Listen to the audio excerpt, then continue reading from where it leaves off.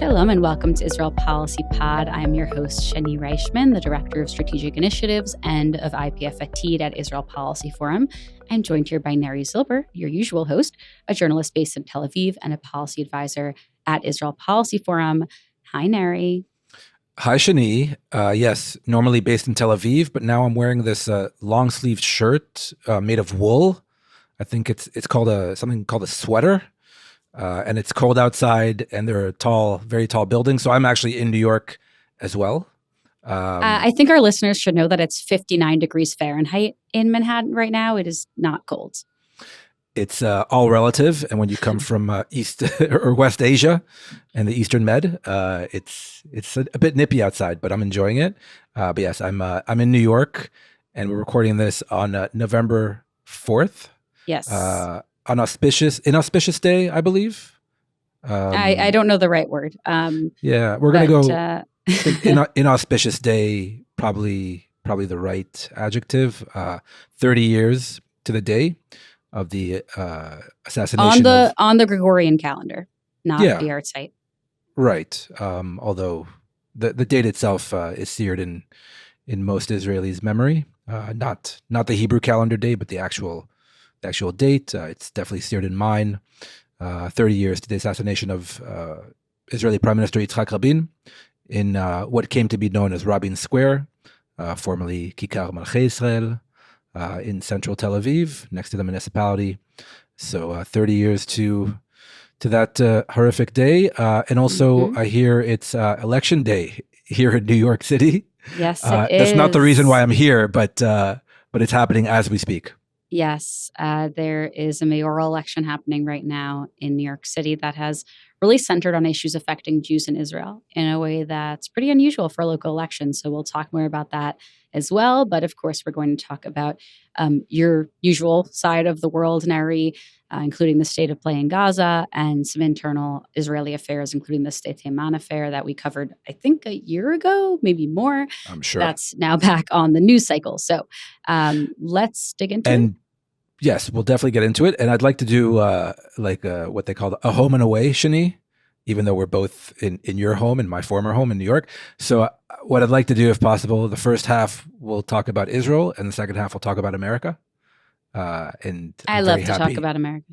Yeah, and it's your specialty. So we'll talk about Mamdani and the general state of American Jewish, the general state of the American Jewry. But after we do like a little wrap up of Israel affairs, and I got into New York over this past weekend. So a lot has happened as usual in Israel. Thankfully, no full scale war. Like listeners and viewers of the podcast know, I'm a bit of a hex, but no lack of news in Israel the last couple of days. You know, I like to keep my questions really short. So you mentioned that the war in Gaza is still over. So yes or no, why or why not? Because I feel like every person I talk to has a different perspective. There are people who feel like everything's back to normal. We're on the right track. Other times you talk to folks who make it seem as though it could blow up at any moment. In Israel, anything can always blow up at any moment. So tell us what's going on that front. So obviously a fragile ceasefire already for a couple of weeks in Gaza. And we got into the latest state of play last week with Ambassador Dan Shapiro, which was a terrific episode, going deep into where we're at and where we may be headed. But look, back of the envelope, current state of play, the ceasefire is holding because Donald Trump wants it to hold. And we've had two serious escalations since the ceasefire took hold. One last week, early last week, the one the week prior. But Trump really bore down on both the Netanyahu government and via the various Arab and Muslim states on Hamas. So the ceasefire is moving ahead. We just saw 3 more deceased hostages return for burial to their families back in Israel. We're expecting another one, we hope, later tonight. And by the way, the last 3 deceased hostages that came back, all 3 were IDF soldiers. One was Asaf Hamimi, the most senior IDF commander and officer to fall on October 7th, and really throughout the war.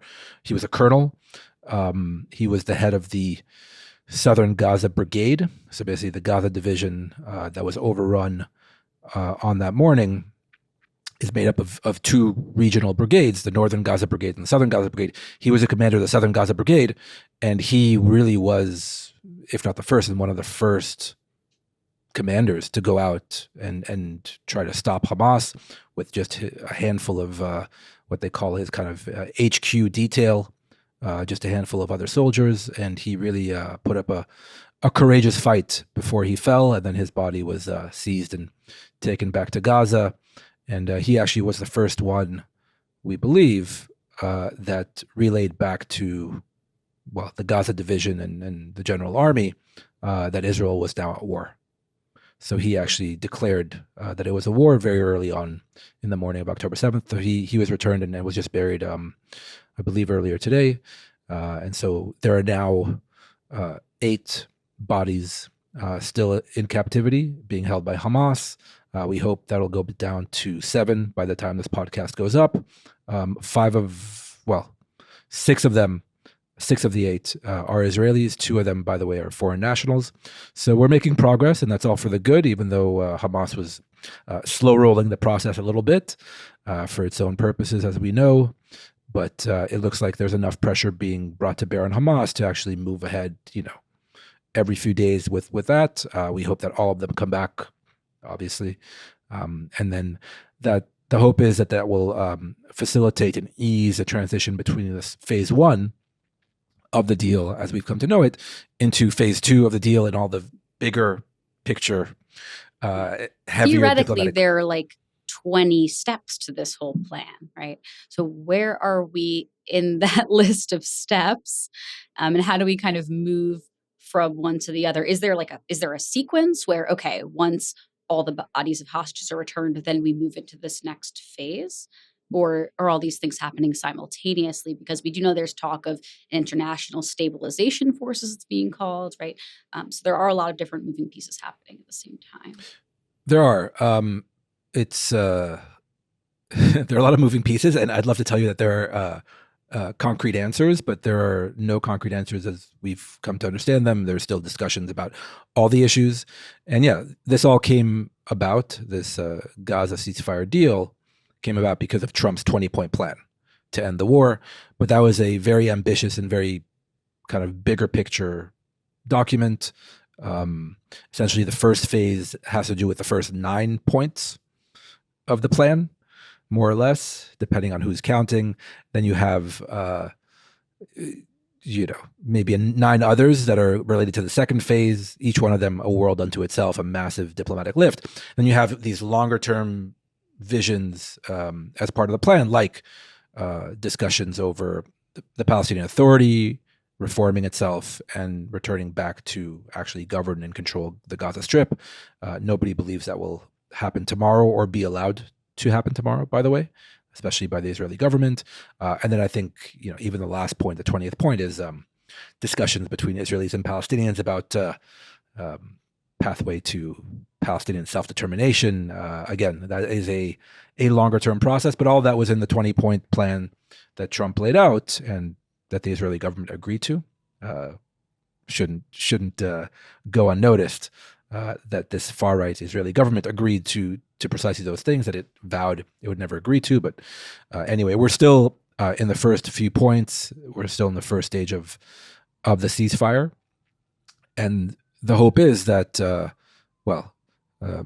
once all the hostages are back, or at least the vast, vast majority of them, that we'll start seeing implementation of phase 2, which a big part of it is, like you said, the kind of development and raising and then deployment of this international stabilization force a few blocks away from where we're recording this, Shanie, at the UN HQ on the East River.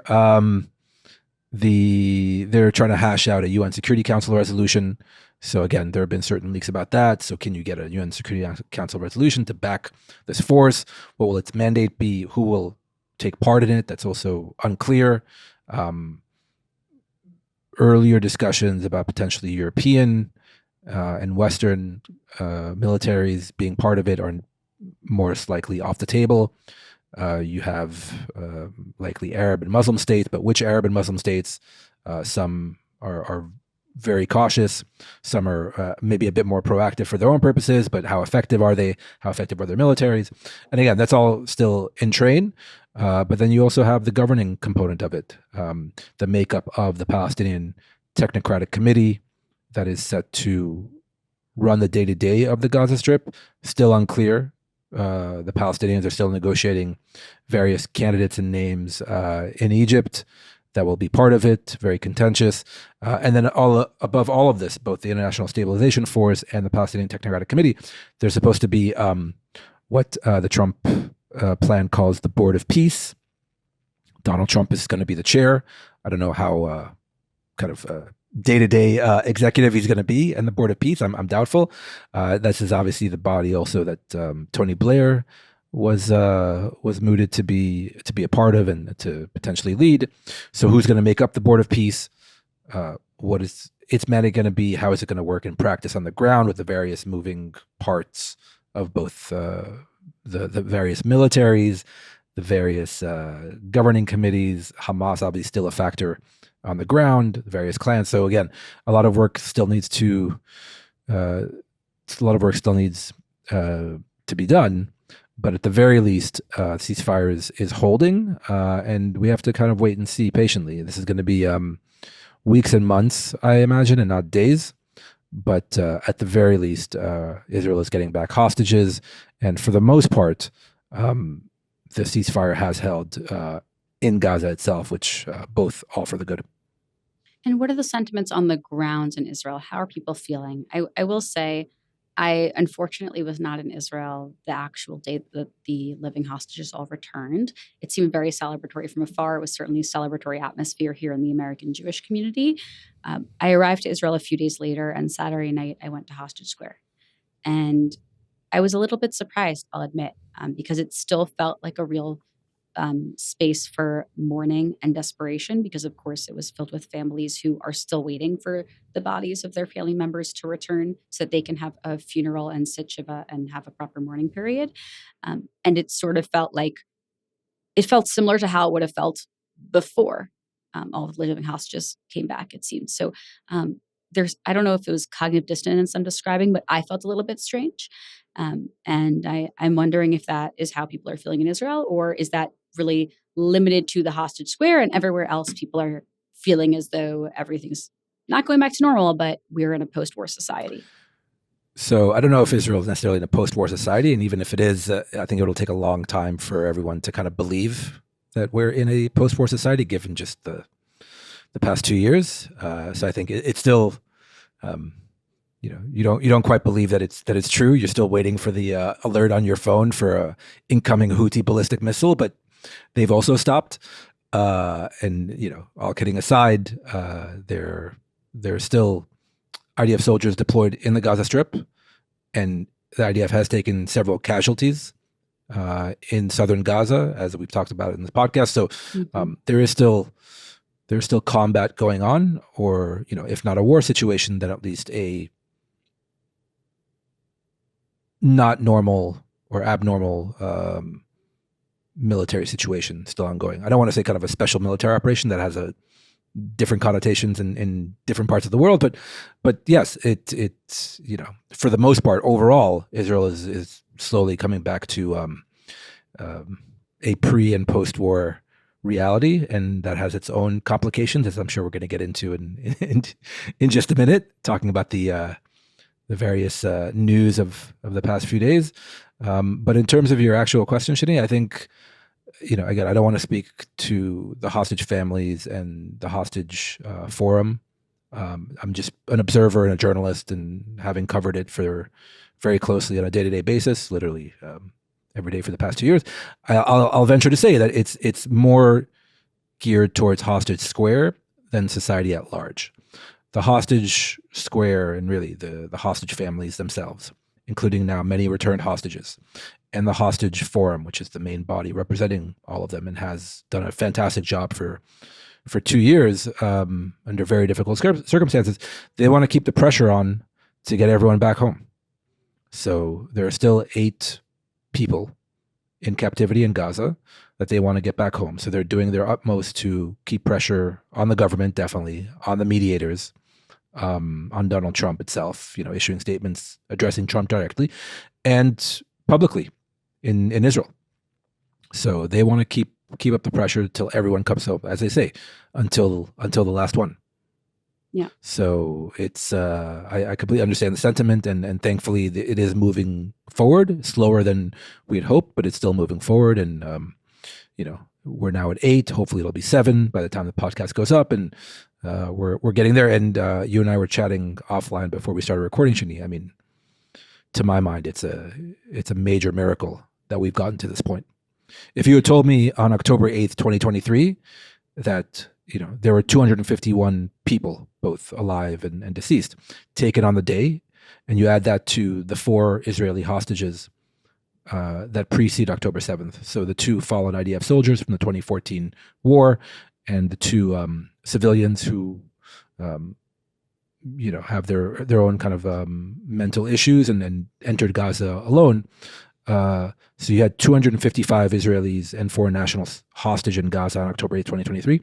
If you had told me that we'd now be down to 8, and obviously 2 years of very difficult war, but Israel was negotiating with Hamas for over a decade for 2 bodies and 2 civilians.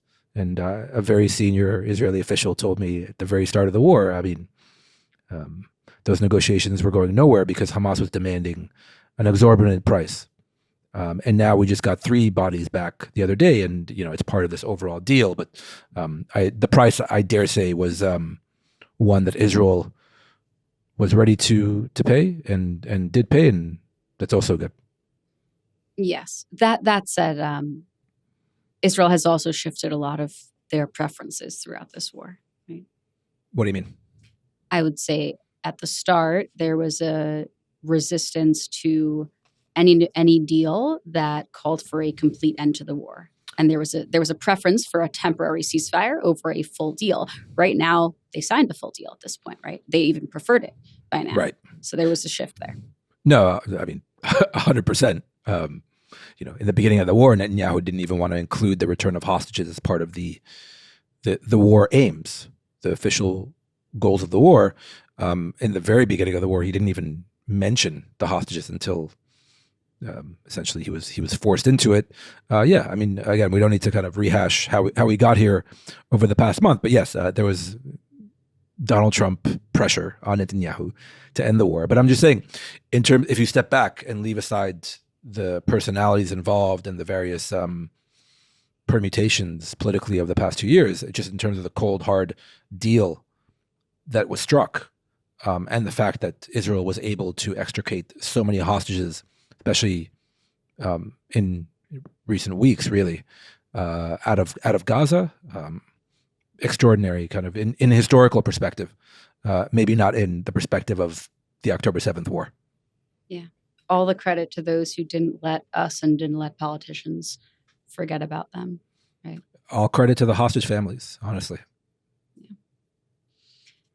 I don't know if you're ready to move on from the Gaza conversation back inside Israel, as they say, but I think I am. We'll talk about, I told you, I don't even know how to ask you this question in an intelligent way, but the general Sde Teiman affair, could we call it an affair, that is also bringing up the confrontations between the power struggle between the judicial system and the political echelon. What is going on?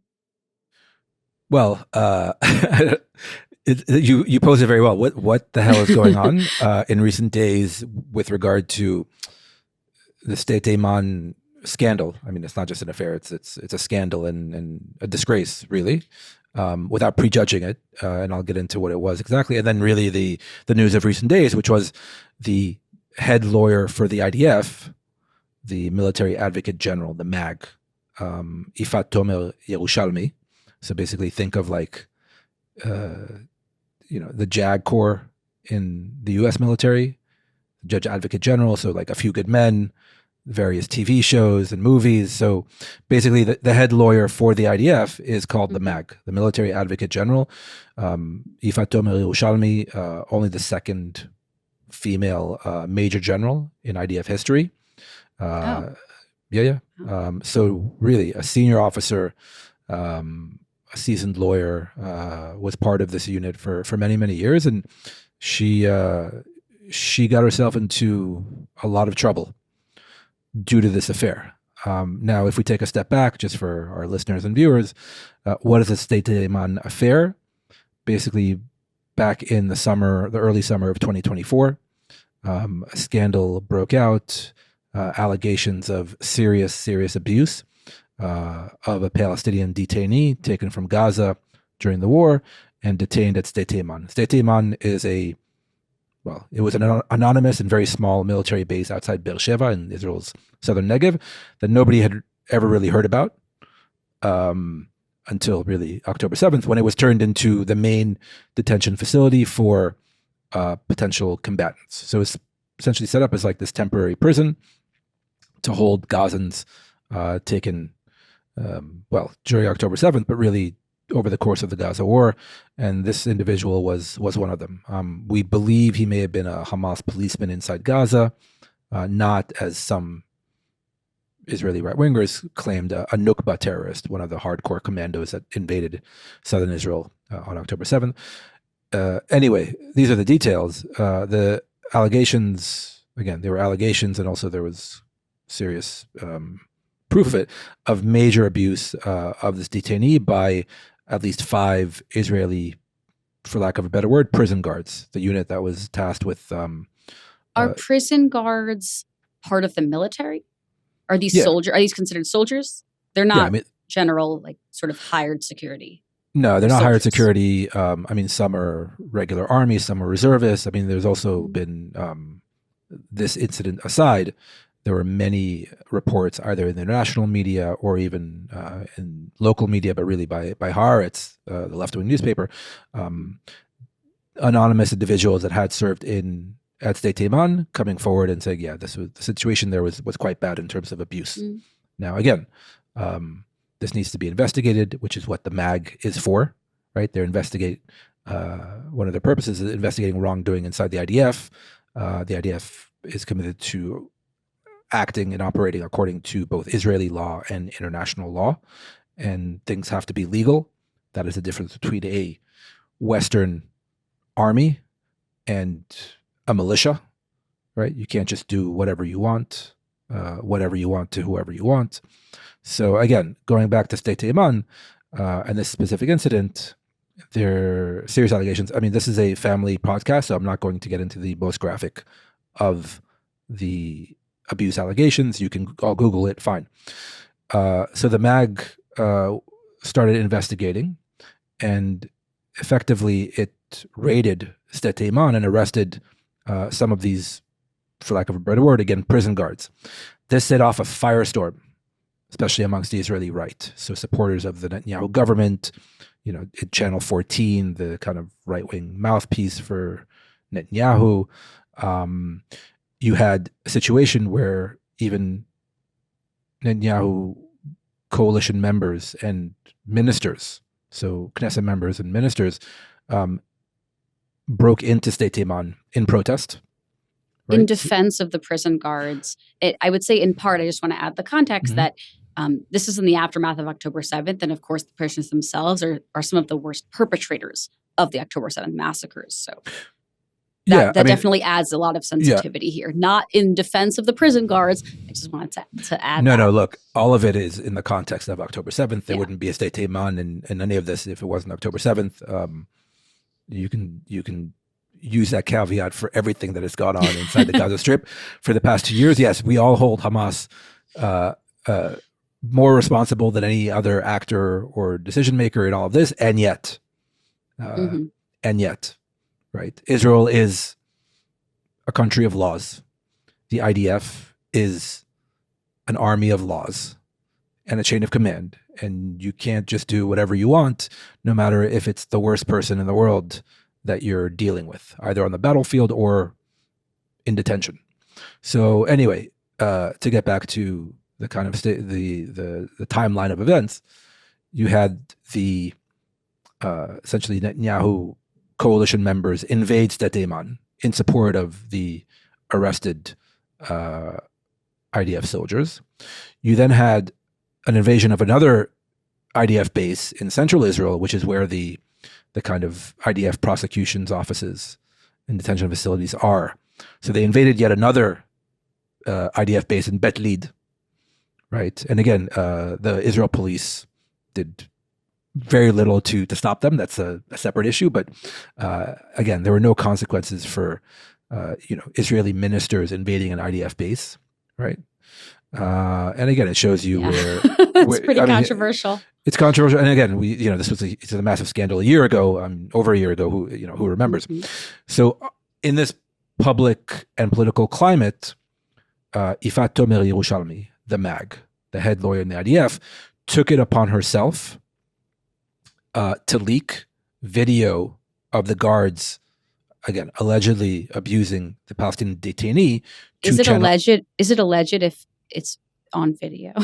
Look, again, videos are videos, but this is why we have due process, and courts, and all of that stuff that all of my lawyer friends, like to talk about. This is important. It's not a minor issue, right? But she took it upon herself, her and a number of people in her team, but at the very top levels of the military advocate general unit in the IDF, to leak this video to Channel 12 News in August of 2024 to essentially relieve pressure on her and her unit, given the political and public climate. And that set off a massive, again, public debate inside Israel. The lines of the debate, pretty predictable, right? The right wing is saying, doesn't matter what these prison guards did, they're heroes. Like you said, they're dealing with the worst of the worst, responsible for October 7th, even though that individual may not have been personally responsible for October 7th, fine. And then you had, let's say, the more liberal side of the Israeli spectrum saying, we're a country of laws. We're not militias. We are in the Middle East, but we don't want to be like the Middle East. And if these soldiers, a villa in the jungle. Yeah, which is also, the jungle is overrunning the villa. Even if you believe that overused cliche, this is one of those incidents where, the jungle is very, very clearly overrunning your villa, on the shores of the Mediterranean. So basically, she leaked this video to relieve pressure from her, to essentially explain and to trigger this debate that did happen. But more recently, this is where she gets into trouble. I'll spare you the details, but it came out inside the system that her unit, and then it turned out she personally leaked the video, and that in prior investigations into the leak, she had lied to both the Attorney General and definitely to the Supreme Court. That's perjury, right? Because people investigated, where the leak came from. The leak itself, since you're the highest legal authority in the army, that's obstruction of justice, right? You're messing up with the due process that you yourself and your unit, your people, have to provide to the alleged alleged abusers. And that quickly snowballed, right? When it came to the fore and became public last week, very quickly, the Netanyahu government and Defense Minister Israel Katz, were calling for her head. So she would very clearly had to kind of take leave.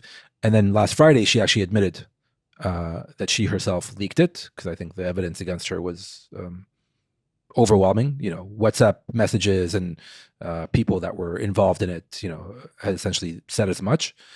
She resigned on Friday. So she is now the former head lawyer of the IDF. She is the former MAG. And I mean, the tale takes another turn on Sunday, which you may have seen, but it definitely made news internationally. Yifat Tomer Yerushalmi went missing on Sunday for several hours. And she allegedly left a note to her family, and her car was found kind of deserted near near the beach, kind of north of Tel Aviv. And there, for a number of hours, there was serious concern for her life. Right? Where did she go? Because again, you a week prior, you were a major general in the IDF, and in just a matter of days, you not only had to resign, you're now being investigated for crime, right? Perjury, obstruction of justice, all of that. The defense minister is threatening to take away your rank, which has kind of knock-on effects in terms of pension and your future situation, and you may go to prison. Right, so you're looking at kind of a trial. So again, you were the top lawyer in the IDF, and now so there was a major concern. Thankfully, they found her a few hours later on the beach in Herzliya. She was fine, and they took her in for questioning, for checkups, and then they arrested her because the Israel police can't find her phone.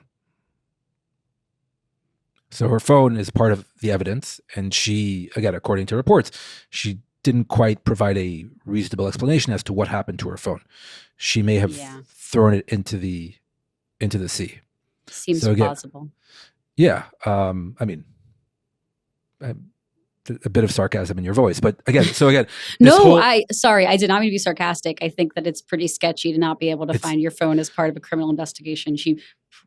Okay, I'll stop speculating now, but no, again, all of this, sarcastic. I'm trying to just detail like what we know for sure and what's speculation. So again, she is now currently still under arrest. She's being investigated. They're looking for her phone. Literally, they have divers looking for her phone because they think she threw away the phone when she went missing for those several hours. Now, again, was she really in serious distress? Was it a ploy to find like you said, a plausible explanation for why you would lose your phone? I don't know.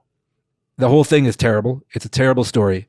By all accounts, she was a highly regarded officer and lawyer who made a terrible mistake. And like in most of these cases, the cover-up was worse than the crime. The cover-up was worse than the crime. So you leaked the video, and then you tried to cover it up and lied to, amongst others, the Supreme Court. And now it all came out all of a sudden. So this is essentially, you call it the Sde Teiman affair, but for most Israelis, it's the MAG affair, the Military Advocate General affair, because, and this is really the crux of the matter, for the right wing led by the Netanyahu government and the defense minister, and definitely the prime minister, this is proof that you can't trust the lawyers, that, as Israel Katz, the defense minister, said, they were cooking up blood libels against our soldiers. Why were you even investigating our soldiers?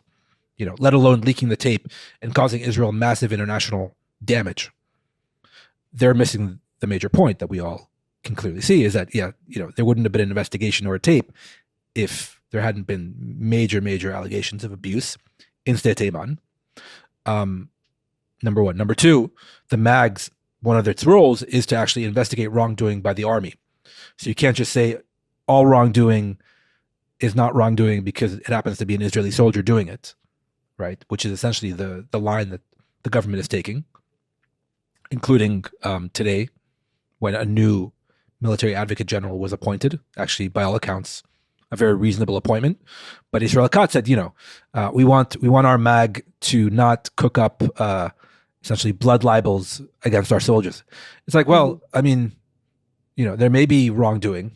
I dare say there likely is wrongdoing by certain, soldiers and officers and units. It has to be investigated, right? That's clearly right. But in terms of the hierarchy of the current debate, it's fallen way down below the real debate or the overwhelming debate right now, which is,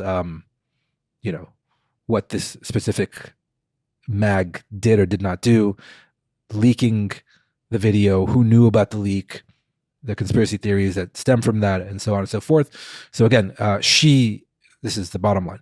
She caused major damage to trust in not only that specific institution, but all kind of judicial institutions in Israel, which has been a major point of contention now since this Netanyahu government came into power 3 years ago.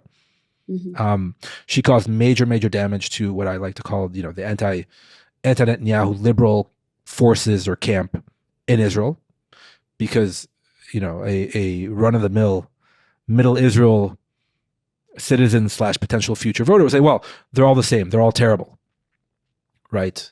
Netanyahu may have done this or that, and played into his corruption trial, but look at the top lawyer of the IDF, right? Leaking this tape and, all of that. So she caused major damage, and, all my sympathy goes out to her, but it's just not done. It's just not done, especially as for a person in that position. And then my final point, Shanie, this all comes in addition to the news, I believe it was yesterday, another kind of legal political scandal. The police raided the Histadrut, the big trade union federation, the headquarters in central Tel Aviv. Massive kind of scandal involving corruption, favor trading, all of that. Again, the details are less important than the bottom line, which is the head of the Histadrut was also part of the, let's call it again, the anti-Netanyahu liberal camp. He was a major, I want to say gatekeeper, but he was a major counterbalancing force against the government if, say, the government was even considering not adhering to a Supreme Court decision, right? So the head of the Histadrut said, if you do that, we're going to shut down the country. We're going to go on strike, right? When Netanyahu tried to fire former Defense Minister Yoav Gallant way back in March of 2023, it was the Histadrut that actually brought the country to a halt the next day and forced Netanyahu to backtrack. So again, you should have done better. Again, I mean, if you know the Histadrut, you know that this is probably not new for them in terms of shady dealings and corruption. But you yourself, as a figure, trying to uphold certain norms and defending certain institutions in the country, you can't do that. And now the head of the Histadrut is in jail. He's being investigated. Many others are as well. So again, a very bad few days for the liberal, quote unquote, or democratic camp, probably better name for it, the democratic camp in Israel. And that all ties back to, part of it to Sde Teiman. So yeah, I'll stop there. Yeah. By the way, Shanie, I know you had many questions going in. Did that answer your question? Honestly, yes. I think that was really comprehensive. That was really comprehensive. I did come in here thinking it was the Sde Teiman affair, and you convinced me it was the MAG affair, which was, I think, your goal. So I definitely am on board. And to be honest, I did not have all the information you provided, so that was great. Yeah. Again, it's kind of inside baseball, but it has but it was also some really, it felt like some fun gossip too. Not gossip, obviously, because it's journalism, but when journalism feels like gossip, that's my favorite thing. So. Yeah, and you're following the news. Again, I was here, but I was following the news on Sunday. It's like, wait, she went missing? Where is she? Like, honestly, it could have been. She was hiding in the beach. Like, no, it could have been. Obviously, it could have ended very, very tragically. Thankfully, it didn't. But you're saying this is like House of Cards, like a Netflix show. I was worried you were going into murder mystery territory, but luckily we didn't. No, but did she stage the disappearance to get rid of the phone? I mean, let's call it like it is, right? So they're looking for the phone. Anyway, that's what's happening in Israel. This is all part of the post-war, back to reality, even though it's very far from reality. I just want to note that I know that most people don't watch this on YouTube, but you're missing out because there are a lot of facial expressions revealing all of my true emotions and some of Neri's as well. So I just want to name that, even though most of our listeners are not on YouTube. Yeah, I hope the disappointment and anger comes across in my facial expressions, because these things are just not done, and it's definitely not done when you yourself and the entire system and all these institutions are under major, major stress and under major, major fire, metaphorical fire, but fire from the current government, and you're not making anyone's life easier. And if we're looking at elections coming up in, the coming year, this will be a major point, to kind of dilute the anger at the government, saying, well, how can you trust these actual gatekeepers, these institutions? They're all the same. Israel Policy Forum is a policy organization rooted in the Jewish community. Our mission is to build support for a secure, Jewish, democratic Israel through a viable resolution to the Israeli-Palestinian conflict. advancing pragmatic U.S. policy towards the conflict, U.S.-Israel relations, and regional diplomacy among policymakers and community leaders. We promote policy measures endorsed by credible security experts, develop analysis and commentary, and convene programs that engage and educate leaders across the political, denominational, and generational spectrums. Our Young Professionals initiative, IPF Atid, works to elevate the discourse among next-generation leaders by building community and facilitating engaging programs related to Israeli-Palestinian affairs. To learn more about our work, visit us online at israelpolicyforum.org and follow us on social media. If you rely on Israel Policy Forum for credible and nuanced analysis, please make a tax-deductible gift today at ipf.li/supportthepod or at the Support the Show link in the show notes. That is all the news that's fit to talk about from Israel, I believe. I wanted to shift, Shanie, to your neck of the woods, which is now my neck of the woods. First, very briefly, what was you kind of big picture, you in terms of, American Jewish society, the discourse, and also you personally as Shanie, head of IPF's Young Professional Network. Has there been a change in the conversation since the ceasefire took effect? Has the kind of level of emotions gone down a little bit, or has it remained steady? I think the emotions are going down a little bit. The broad spectrum of, we'll call them liberal American Jews, which of course is the majority of American Jews, are feeling that sigh of relief, are feeling the move towards a post-war Israel that we can relate to in a very different way. Doesn't mean that people are ready to have the hard conversations that, frankly, we've been postponing for 2 years, that were put on pause within Israeli society to some extent, and between American Jewry and Israeli society. But I think that's where we're looking towards. And of course, those of us who really exist in spaces that are trying to influence the public discourse and are thinking critically about policy are very much in this headspace of what is the horizon, what is the vision for Israel, both in the democratic front and the security front and the peace front and in all of these spaces. And some of us are itching to get back to it and think about how we can move in a positive direction. But I don't know that that's where Israelis are at, as you noted. I said, are we in a post-war society? And you almost laughed in my face, right? Like, of course, we're nowhere near that. And I certainly felt that when I was in Israel. And I think that gap is going to remain because the sort of trauma of war doesn't fade that quickly, I suppose. Yeah, the hardening of Israeli mind. It's almost... The war was almost, I don't want to say a distraction, but when you're in it, you're kind of focused on day to day and what will happen tomorrow and all that. Now that Israelis are kind of, at least there's a ceasefire, it's, I think there's a lot of processing going on, and some of the processing has been, more hardline than I'd like. But I think that's, like you said, it's going to be a longer term process.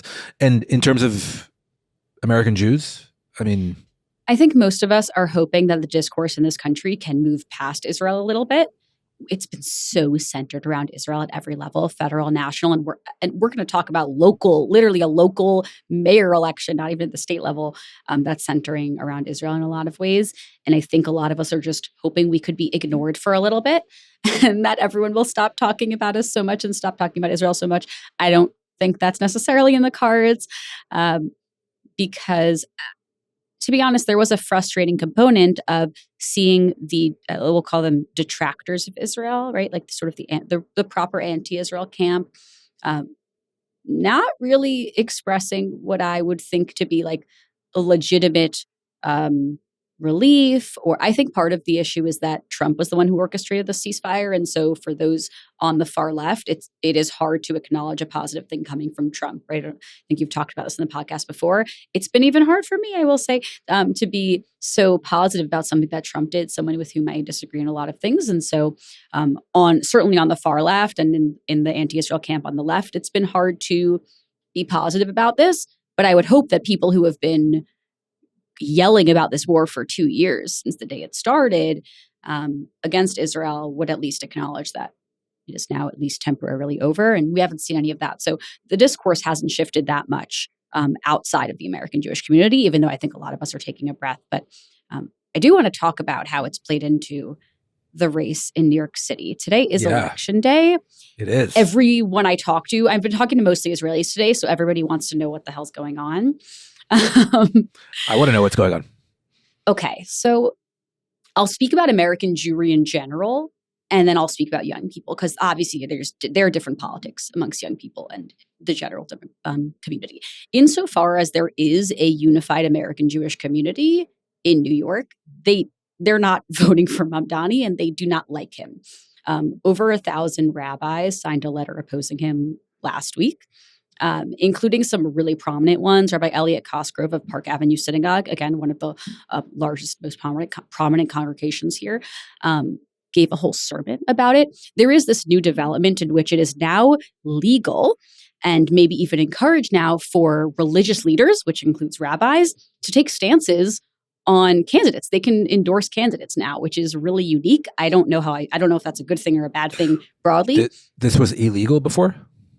Yeah, because the same way that nonprofits, right? Like Israel Policy Forum cannot endorse a candidate as a nonprofit organization. You're a 501c3. So a synagogue and a church wasn't able to either before. That has recently shifted. And so that's why you are now seeing, I was actually shocked. I didn't realize that the law had changed. And all of a sudden I see rabbis publicly endorsing Cuomo or publicly speaking out against Mamdani, who's going to be will very likely be the mayor of the city that they're running a pulpit in. And then I realized this is a recent law that changed. Interesting. So that's added a really interesting dynamic. Before, people were a lot more subtle in their criticisms of of elected officials, and now far less so. In terms of young people, certainly there are a lot of young American Jews who, like a lot of young New Yorkers, are energized by Mamdani. They see, first of all, they have deep disdain for Cuomo for a variety of reasons, including the sexual harassment allegations against him, and a lot of other components of his handling and speculation of corruption, things like that. To be honest, a lot of these are criticisms that young people have of the old guard in general, the old political guard, which Cuomo does represent in a lot of ways. And they're excited by someone young in Mamdani who also has a lot of what they perceive as new and fresh ideas, free buses and childcare and all the sort of democratic socialist policies that you see. So I think a lot of people want to be energized by him. Obviously, there's a lot of conflicting feelings for the pro-Israel Jewish community. I still see young people kind of on the fence. To be honest, a lot of my friends are on the fence about this because they don't really want to vote for an anti-Israel candidate, which he objectively is. And so it's a struggle. But to be honest, the polling that I've seen, the last polling had only 16% of Jews voting for Mamdani. So if there was ever a referendum, like only getting 16% of Jews in New York means the Jews don't like you, right? Which that's an important point. That's an important point, right? So as much as I might see the young progressive lefties who are even canvassing for Mamdani, that is not representative. 16% is like nobody, right? I don't know if that's going to be true. We'll see in the exit polls. We don't know for sure yet. But again, that's extremely low, with Cuomo getting, I think, 60% in the last poll. Again, this is not who actually voted. This is just like preliminary early voting, exit polls, things like that. I will say, I think the conversation shifted a lot with people who were on the fence moving a little bit in the last week. There was a resurfaced video of him in 2023 saying that, this is a direct quote, "When the boot of the NYPD, the police department, is on your neck, it's laced by the IDF," right? So directly tying this line, which I would say is very clearly an anti-Semitic conspiracy theory, that the problems of our current society in America, the most violent of our problems, is tied back to Israel, is tied back to the Jewish state. And I'll go so far as to say the Jewish people, right? And that seems to have been a red line for some who are keeping more of an open mind. Angela Buchtal, who I will comfortably call like the most famous American rabbi, basically at Central Synagogue, potentially our largest congregation here in New York, who did not sign that letter originally, spoke in a sermon about this. I won't say that she specifically endorsed or didn't endorse, but she called it what it is, which is, anti-Semitism. Just last Shabbat, I believe. So that changed a few things. And there was a phone bank from Mamdani with Jeremy Corbyn. And I think that those two combined. The former head of the Labour Party in the UK, who was drummed out of the party over real allegations of, not only anti-Israel sentiment, but anti-Semitism. Yes. So I think those two things combined, which are happening in the last week, probably shifted things a little bit. I think that a lot of the people who were on the fence, and I say this genuinely, I think a lot of young progressive Jews are struggling with this decision. And I speculate that shifted a couple folks. But again, if it's true and there's only 16% of Jews voting for Mamdani, then that's as much as a referendum against him as anything will be. So that's what we're seeing right now. And of course, like all the Upper East Side Jewish moms where I live are campaigning actively for Cuomo, just to give some more context here. Anyone I talk to who's over 30, it's not even a question, to be honest. Right. And it's worth mentioning you are a denizen and a citizen of the Upper East Side. I am a citizen of the Upper East Side, yes, where it's pretty obvious who people in my neighborhood are voting for. Yeah, I guess the vibe would be a bit different, say, in deep Brooklyn. Yes. Yeah.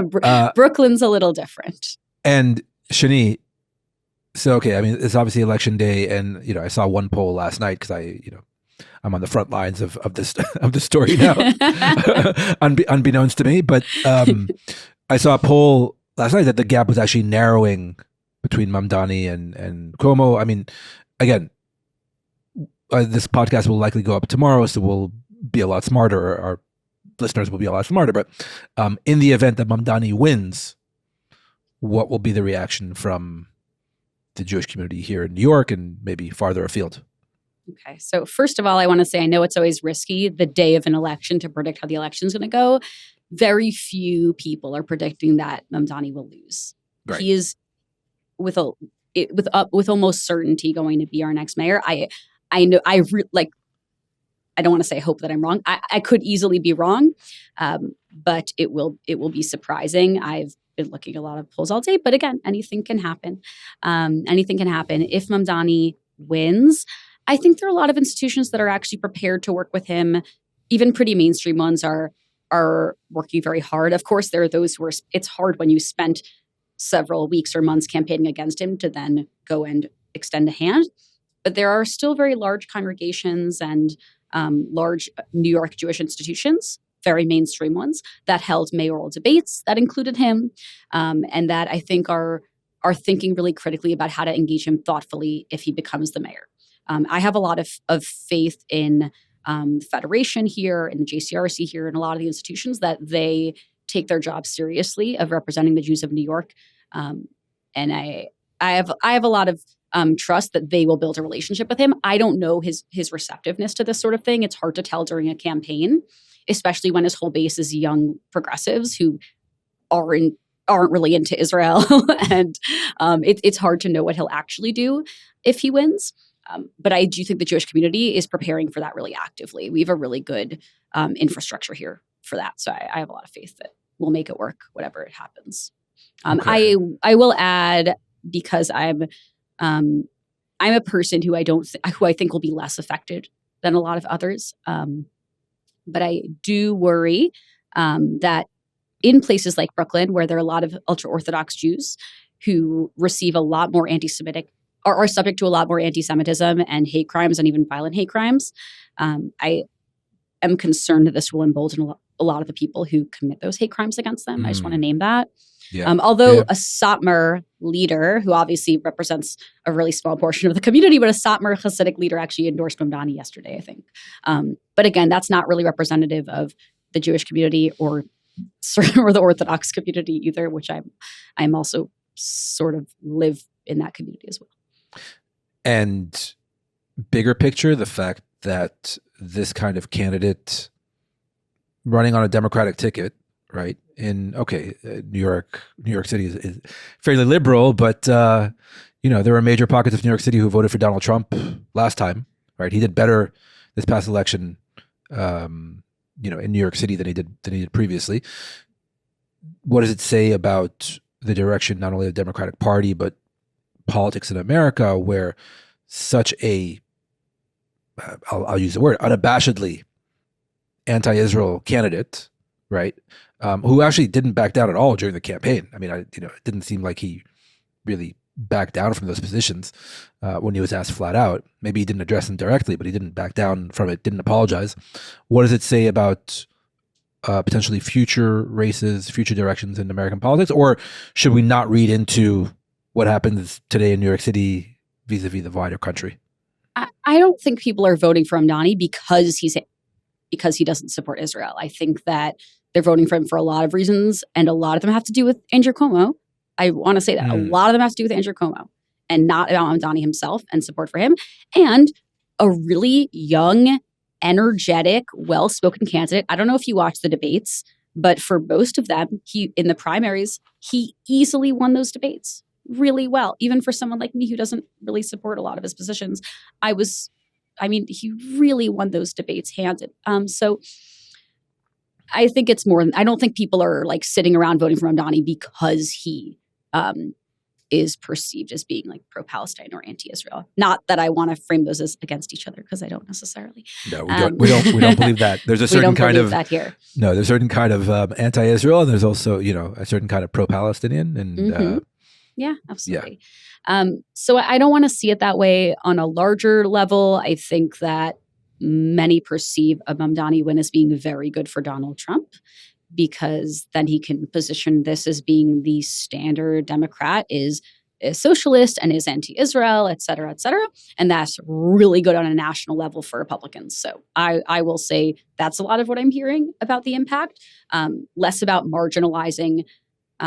actually marginalizing moderate Democrats, more about the perception of them being marginal and presenting this as being the dominant Democratic opinion or views, which I don't think it is. I think that people vote for very different issues on a local election, and they would vote very differently on a national scale. So I think this is a very important point, maybe obvious, maybe to Americans, but all our listeners, especially in Israel, but also around the world, you can say whatever you want about Mamdani as both a candidate and a politician, but there is a certain specific context to this specific race in the specific city. Israel was obviously a big part of it, but not maybe, I'll venture to say, not the overwhelming part of it.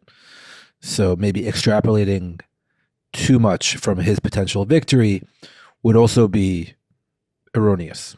Yeah, I will just add, in an ideal local election, Israel does not come up at all. It is not asked about. It is not mentioned. Wow. Jews and anti-Semitism should be mentioned because it is the most Jewish city in this country, than any city in this country. But to be asking directly about this shouldn't happen. It happened because a lot of his campaign or happened to have to do with some of these issues. He's been bringing this up in his activist career for a decade. Of course, Andrew Cuomo wanted to position it that way too, right? Everybody wanted to position it this way for different reasons. In an ideal scenario, this would have nothing to do with Israel. Yeah. But there's also, some of it, Mamdani himself bears responsibility for, because I know this from someone who went to college with him. This was, the Israel thing didn't pop up at the start of this campaign. It's been with Mamdani since college. It's not really my story to tell, but he was very anti-Israel, very BDS-y during his college days, and I think that continued maybe even until the present. So he, that's part of his record as well, publicly. Yeah. Okay. I think we've devoted enough time to this conversation because honestly, I'm exhausted thinking about the mayoral election here. But I do want to end by acknowledging what day it is. Okay. I spend a lot of time thinking about Rabin's legacy. For those who don't know Israel Policy Forum's founding, while our organization has evolved a lot over the past few decades, we were founded to advance Rabin's vision. And he really was a visionary, and he had a lot of courage and a lot of resilience. And he was really trying to make a better Israel. And he made a lot of really hard decisions. And I want to honor that today. And I want to encourage all of us to think about what it means to be a brave leader, because I think that having strong visionary leadership is what's missing for Israelis and Palestinians and maybe Americans and everybody else right now. So I do want to recognize that today. I don't see it as central to the discourse. I'm curious if Israelis are talking and thinking about Rabin's legacy today. I think there are a lot of really amazing folks working in the American Jewish community to bring that up more and more. I just showed you today a class of 95. My friend Barak Sella translated a literary anthology of the assassination of Prime Minister Yitzhak Rabin with a bunch of poems, which is great. And he's one of the people who's really trying to raise awareness so that people don't forget the legacy of Rabin. But it is a struggle here to bring this up every year. And I'm wondering what the perception is in Israel, if we can cover that quickly. Yeah, I mean, look, there was a major rally on Saturday night right at now Rabin Square, although it's under renovation. So it was on the side of Rabin Square, near where the actual site that he was shot 3 times by Yigal Amir. And it's very much in the discourse now. Again, among certain kinds of Israelis, we have to be kind of careful with how we portray things. Obviously, we have our own communities and our own biases, but no, I think the fact that it was a major milestone anniversary, 30 years, I think did play a big part in it. The fact that we just come out of 2 years of terrible war and almost 3 years of this terrible government, and likely heading into an election year, or definitely heading into an election year. I think all of that brought up fond memories of Rabin himself as a leader, as a man. Leaving aside the actual policies, just the integrity of the man, the example, the personal example that he set for the country. And you look around now at the political establishment. I mean, we talked about it earlier, but just the political establishment from the prime minister on down, and it's a joke. Again, 30 years is a long time, so we can't kind of romanticize the past. Because Israeli politics was still Israeli politics 30 years ago, trust me. Mm-hmm. But Rabin himself was a unique historical figure. Again, a real man, so flawed in some ways, but really a figure of world historical importance. And when he was assassinated, I personally believe it was a major turning point for the country, a massive turning point for the country. I know it was a massive turning point for me. I was 14 years old, and as Neri Zilber, there was a before and after, right? Before November 4th, 1995, Neri Zilber did not really care about politics, didn't follow it that closely. The very next day, it was front and center in my mind, and has been pretty much every day for the past 30 years, on some level, in one way or another. So it was a major turning point in my life, a major turning point for the country. I'd argue for the worse. And we're kind of dealing with the ramifications of that assassination still, not least because the person who became prime minister after Rabin in the election of spring of 1996 was Benjamin Netanyahu. And now, almost three decades later, he is still prime minister, not consecutively, but he's still leading the country. So, by definition, it is still with us.